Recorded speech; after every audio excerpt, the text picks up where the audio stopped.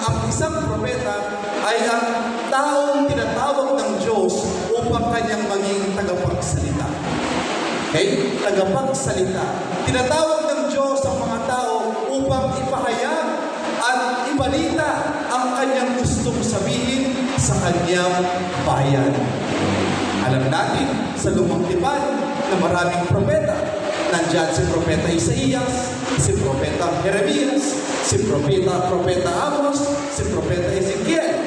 At sa Bagong Tipan, ang kilala nating propeta ay si San Juan Bautista na pinagdiwang natin kahapon ang kanyang dakilang kapistahan.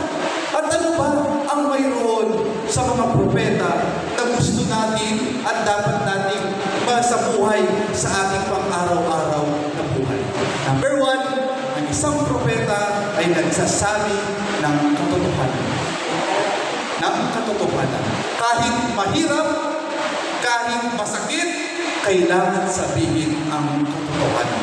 Kung ang ating kapatid ay nagkamali, kung ang ating kapatid ay may nagawang hindi mabuti, kailangan natin siyang sabihan right in front of his or her face. Dahil hindi po tayo mga tao, hindi tayo mga mananampalataya na nagbabackstab. Ibig sabihin, kapag harap natin ang ating kapwa, ang parang friend-friend tayo, sasabihin natin, ang ganda mo naman, ang guwapo mo naman, o ang bait-bait mo naman. Pero kapag nakatalikod na siya, sasabihin natin yung mga gusto natin, tunay natin gusto sabihin sa kanya, ang sama-sama ng ugali niya. Ang pangit-pangit ng ugali niya. Hindi naman maganda yung kanyang pagkakalipan. Ha? Minsan ganito tayo. Ano po? Minsan ganito tayo na hindi natin kayang sabihin ng katotohanan right in front of the face of our neighbor. But to be a prophet, we have to be brave enough. Kailangan natin maging matapang na sabihin kung ano ang kanyang kamalian, kung ano ang katotohanan. To be a prophet is to be able to tell the truth. Ikalawa, ang pagiging propeta ay hindi lamang nasusukat sa pagsasalita, sa pagpapahayag ng mabuting balita. Kundi lalong higit ang pagiging propeta ay nakikita sa mga gawa. Kasi po, minsan, kung titignan natin ang pamantayan ng mundo, kapag magaling kang magsalita, kapag matatamis ang mga lumalabas sa iyong mga labi, mabilis kang paniwalaan. Kaya maraming mga bulaang propeta ang ating naririnig sa mga TV. Maraming mga bulaang propeta ang minsan na nauhumaling din tayo pakinggan sila. Ngunit right in front and deep within their hearts, we know that what they are saying is not incompatible, is not compatible with what they do. Kailangan mga kapatid, yung mga sinasabi natin ay makita sa ating mga gawa. Because if that is not the case, kapag hindi nagtugma ang ating sasabihin sa ating ginagawa, tayo ay mabibilang na bilang mga bulang propeta.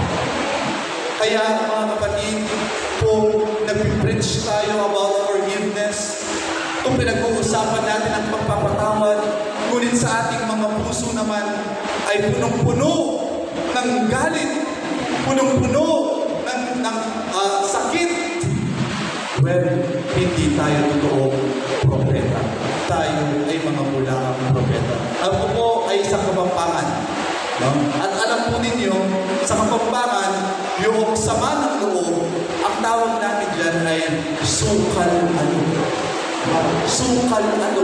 Ibig sabihin, basura sa kalooban. Kaya ano kailangan natin gawin para luminis, para maging totoo ang ating pagpapatawad? Tanggalin natin.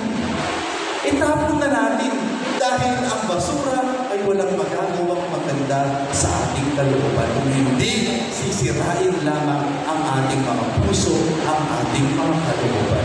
Kaya, in order for us to be true prophets, kailangan nating magawa at makita ang ating mga sinasabi sa ating mga kilos, sa ating mga gawa.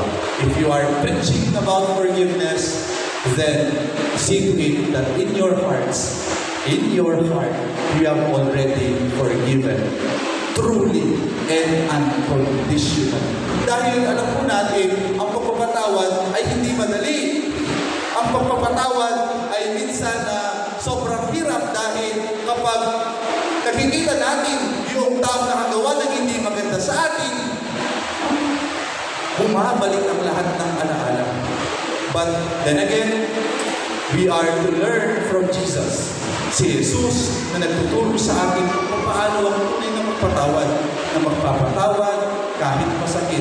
Alam natin sa krus, sa paanan ng krus, nung si Jesus ay pinako, ano ang ginawa niya upang may pakita ang kanyang pagpapatawad sa mga gumawa ng hindi maganda sa kanya? He prayed for them. He prayed for them. Father, forgive them, for they do not know what they are doing. Gayon din sa atin, kapag tayo ay nagpatawad, naway alalahanin natin yung mga taong nakasama, nakagawa ng hindi maganda sa atin, at atin silang ipagdasal. Our words should be seen in our actions. Minsan, makikita rin po natin na marami ang mga nangangako sa atin. Minsan, kapag dumarating ang eleksyon, marami ang nagsasabi sa atin na bababaan natin ang presyo ng bigas. Bababaan natin ang presyo ng pagkain. Pero nagagawa pa ito. Nagagawa pa ito. Yan ang dapat nating sumilip. Na hindi dapat tayo magpadala sa mga matatamis na salita ng ibang tao. Kung hindi lalo higit, makita natin kung ang kanilang kagustuhan na maglingkod ay tunay, ang kanilang kagustuhan na maglingkod ay dalisay. At paano natin yan makikita? Sinabi ng ating Panginoon sa ating Ebanghelyo, makikilala niyo sila sa kanilang mga gawa. They will be known by their fruits. At syempre, mga kapatid, hindi lang naman natin ang tinitignan sa ibang tao. Kung hindi lalo higit kailangan, it should start within us. Mag-umpisa sa atin. If we want to be true prophets, if we want to be authentic prophets, kailangan sa atin nagsisimula ang pagbabago. Because we can never expect others to change their lives if we ourselves cannot change our life. And this is our call. Ito ang tawag para sa atin, ang maging tunay na propeta. Isang propeta na nagsasalita ng katotohanan at isang propeta na nakikita ang kanyang sinasabi sa kanyang mga gawa. Amen? Panapakan natin si Yahweh.